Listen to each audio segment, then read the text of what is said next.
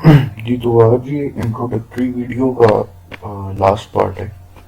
आगे से हम ऑडिट परफॉर्म करना स्टार्ट कर देंगे अगली वीडियो से। तो हम थे ऑडिट इनिशिएशन प्रोसेस पे। हमने जाना कि ऑडिट होता क्या है, ऑडिट की रिक्वायरमेंट्स क्या होती हैं, ये सब चीज़ें। फिर ऑडिट परफॉर्म कैसे किया जाता है। अब ऑडिट परफॉर्म कैसे किया जाता है इससे आगे देखते हैं। इसके कुछ स्टेप्स होते हैं। सबसे पहले पॉलिसीज चेकआउट। पॉलिसीज चेकआउट ये होता है कि आप किसी भी एंटिटी, जिस एंटिटी का आप ऑडिट कर रहे होते हैं, उसकी पॉलिसीज को आप देखते हैं। मतलब उसकी क्या पॉलिसीज हैं, रिक्रूटमेंट पॉलिसीज क्या है, उसकी वाउचर साइनिंग पॉलिसीज क्या है। मतलब कि वो वाउचर्स किस तरह बनाती है। कोई भी आपने पेमेंट की है, किसी किस्म की भी कंपनी ने पेमेंट की है, उसके वाउचर्स किस तरह बनाती है। ऑथराइजेशन पॉलिसीज क्या होती हैं, कौन उसे ऑथराइज करता है, वो सारी चीजें हमने देखनी होती है। कंपनीज की किस तरह वो एम्प्लॉयमेंट पॉलिसीज उसकी क्या होती हैं, कितने लोग एम्प्लॉय करती है, इस तरह जो भी उसकी, हर कंपनी की ये पॉलिसीज डिफरेंट होती हैं। तो उसका हम पॉलिसीज चेक कर लेते हैं। पहले एक बार पढ़ लेते हैं, गो थ्रू कर लेते हैं कि उसकी पॉलिसीज में है क्या। फिर हम आ जाते हैं वर्किंग पेपर्स पे। जो वर्किंग पेपर्स बेसिकली हमारा जो फर्म होती है, जो हम ऑडिटर्स होते हैं, हमारा ये इंटरनल फर्म का इंटरनल डॉक्यूमेंट होता है। इसका क्लाइंट से कोई ताल्लुक नहीं होता। ये एक वो बेसिकली प्रूफ होता है कि हमने ऑडिट किया है और ऑडिट में क्या किया है, ये वो प्रूफ होता है। मतलब कि ये हर उस चीज का ब्रेकअप होता है जो फाइनेंशियल स्टेटमेंट में शो हो रही होती है। मतलब मैं आपको एग्जांपल देता हूँ कि एक चीज जैसे बैलेंस शीट का कोई भी एक हेड है नॉन करंट एसेट का। नॉन करंट एसेट में मेरे पास आ रहे हैं फर्नीचर फिक्सचर्स आ रहे हैं, व्हीकल्स आ रही हैं, लैंड एंड बिल्डिंग आ रहे हैं। तो वो जो फाइनेंशियल स्टेटमेंट्स में अमाउंट्स आ रही हैं उनकी, वो तो रिटर्न डाउन वैल्यू पे आ रही होंगी, एक्यूमुलेटेड डेप्रिसिएशन लेस करके आ रही होंगी। तो यूजुअली आप जो बुक्स में पढ़ते हैं वो इस तरह पढ़ते हैं कि उसके लिए नोट्स बनाते हैं आप, फाइनेंशियल स्टेटमेंट्स के जो होते हैं नोट्स टू फाइनेंशियल स्टेटमेंट्स, उसमें आप उसका ब्रेकअप शो कर देते हैं कि कॉस्ट इतनी थी, एक्यूमुलेटेड डेप्रिसिएशन इतनी थी, फिर डब्ल्यूडीवी इतनी आई और हमने उधर बैलेंस शीट में रिपोर्ट कर दी। वो वैसा भी होता है। लेकिन वर्किंग पेपर एक इंटरनल डॉक्यूमेंट है। अब वर्किंग पेपर जब मैं बनाता हूँ या कोई भी ऑडिटर वर्किंग पेपर बना रहा होता है, तो वो एक एक चीज वेरीफाई करता है। मतलब कि ये मैं आपको कल से फिजिकली बनाना भी, कैसे फिजिकल हम कर रहे होते हैं, वो मैं आपको यहाँ पे एक्सेल पे बनते हैं बेसिकली ये, तो मैं आपको उससे भी बता दूंगा सारी चीजें कि ये एक्सेल पे किस तरह बनते हैं। कल से हम शुरू कर लेंगे। तो नेक्स्ट वीडियो से इंशाल्लाह शुरू करेंगे ये चीज। तो अब ऐसे है कि वर्किंग पेपर जब मैं एक हेड उठाता हूँ नॉन करंट एसेट का, ठीक है। अब मैंने कॉस्ट, मेरे पास अब मैंने कोई चीज, मेरे पास डेफिनेटली कोई ओपनिंग चीज आ रही होगी पिछले साल की, कि पिछले साल से हमारे पास कुछ एसेट्स चलते आ रहे हैं, ऐसा ही है। तो उसके बाद फिर मेरे पास मतलब ओपनिंग बैलेंस आ रहा होगा। उसके बाद मैंने इस साल में भी कुछ एसेट, उस एंटिटी ने इस साल में भी कुछ एसेट्स परचेज किए होंगे। अब उसने कोई एसेट परचेज किया होगा तो जाहिर है उसने पेमेंट की होगी। तो मैं वो पेमेंट वाउचर देखूंगा एज अ प्रूफ कि उसने वाकई में ये चीज परचेज की है।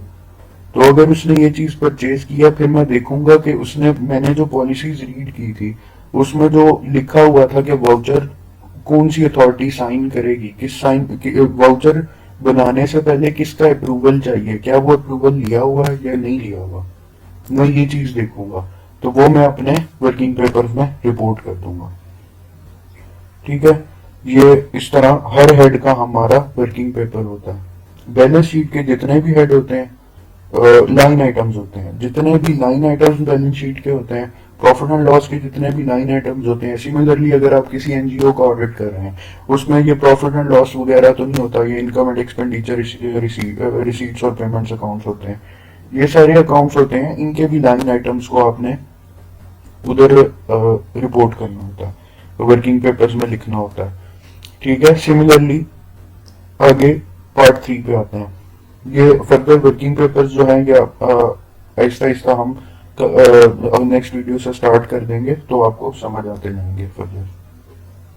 कंफर्मेशंस, कंफर्मेशन कुछ अब जैसा कि आप लोग जानते हैं करंट एसेट्स में रिसीवेबल के कुछ बैलेंस आ रहे होते हैं, रिसीवेबल आ रहे होते हैं, करंट लाइबिलिटीज में पेएबल्स आ रहे होते हैं, ठीक है। और अब ये तो आपको रिसीवेबल और पेएबल तो पता होगा, मैं फर्दर आपको बताता हूँ कि रिसीवेबल कंफर्मेशन का मतलब क्या है।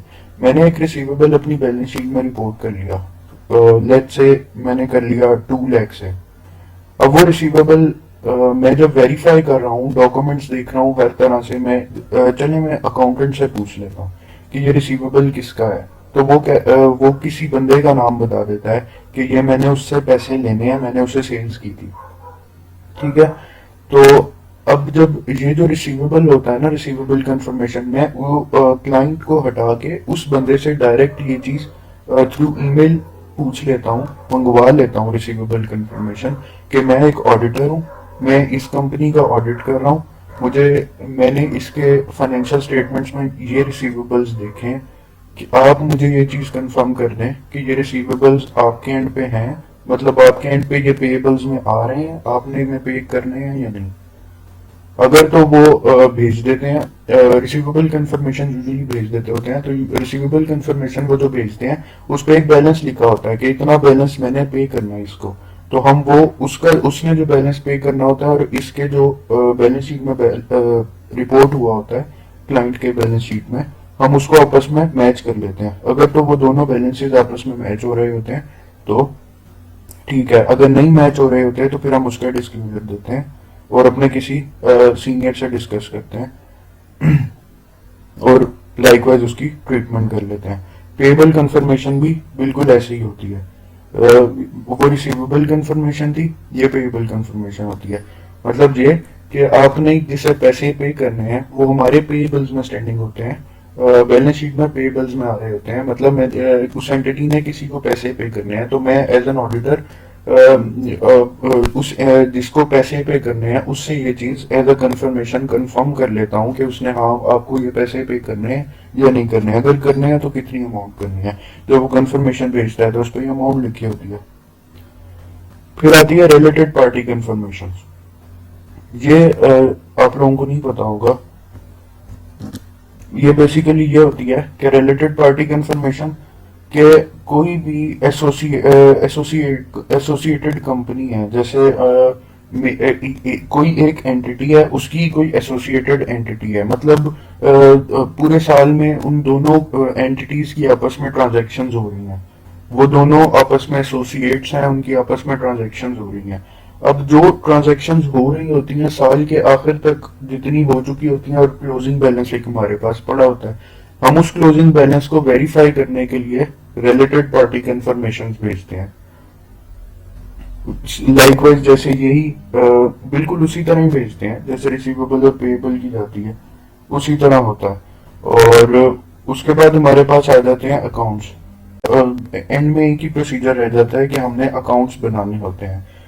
वर्किंग पेपर्स हम वर्किंग पेपर में सब चीजें वेरीफाई कर चुके होते हैं और उसके बाद हम लोग अकाउंट्स की तरफ चले जाते हैं कि जितनी भी हमने इधर से चीजें वेरीफाई कर ली होती हैं, सारी लाइन आइटम्स वेरीफाई कर ली होती हैं और हम फिर उन लाइन आइटम्स को आफ्टर वेरिफिकेशन उन लाइन आइटम्स से हम लोग फाइनेंशियल स्टेटमेंट्स बना लेते हैं। तो ये होता है पूरा ऑडिट का ओवरव्यू कि किस तरह ऑडिट होता है। फिर इसका रिव्यू होता है और इसको हम लोग इस जो फर्म का पार्टनर होता है वो इनकी बेसिस पे ऑडिट रिपोर्ट दे देता है। तो ये होते हैं फाइनेंशियल स्टेटमेंट्स होती हैं, ठीक है। ये टोटल वो प्रोसीजर है जो आपने ऑडिट जिस तरह आप ऑडिट करते हैं।